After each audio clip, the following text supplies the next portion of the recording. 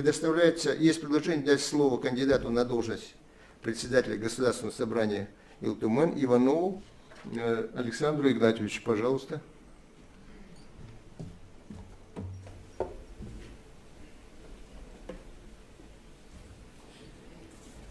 Добрый день, дорогие коллеги. Начну с того, что мы последние дни пытались найти контакт с разными представителями фракций для конструктивного обсуждения структуры и будущей работы Госсобрания Иль-Тюмень. Ведь политика – это искусство компромиссов. Но, к сожалению, кроме потерянных и неинформированных коллег, мы никого не смогли найти. Нам стало понятно, что будущая работа Иль-Тюмень отнюдь не решается в стенах Госсобрания, а решается в соседнем здании.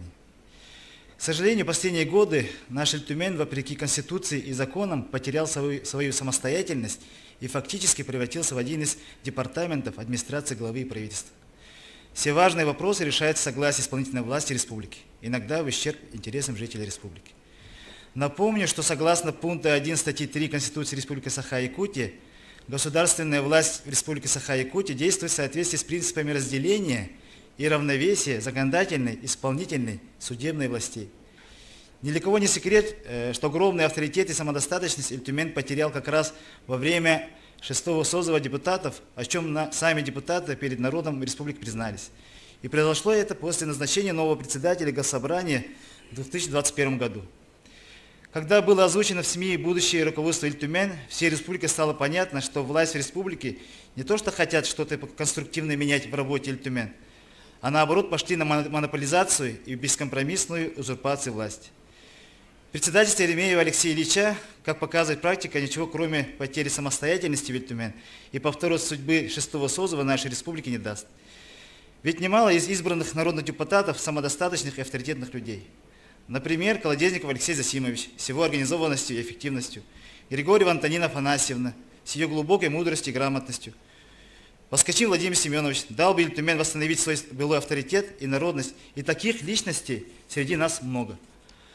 Пользуясь предоставленной трибуной, призываю Алексея Ильича отказаться от кресла председателя Иль-Тюмень ради будущего республики и защиты интересов наших жителей. А фракции «Единая Россия» выбрать среди народных депутатов другого самодостаточного кандидата.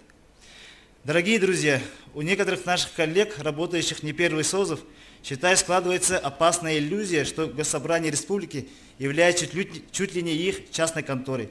И они небольшой кучкой могут управлять не только работой Иль-Тюмень, но и судьбой республики. И с удовольствием уже добивается превращения работы 7-го созыва в безропотную и безволную работу прошлого созыва. Но спешу вас разочаровать и скажу словами выдающейся личности нашей с вами современности: от мертвого осла уши, а не повторение 6-го созыва. Что насчет выдвижения моей кандидатуры на председателя Госсобрания Иль-Тюмень, скажу лишь одно.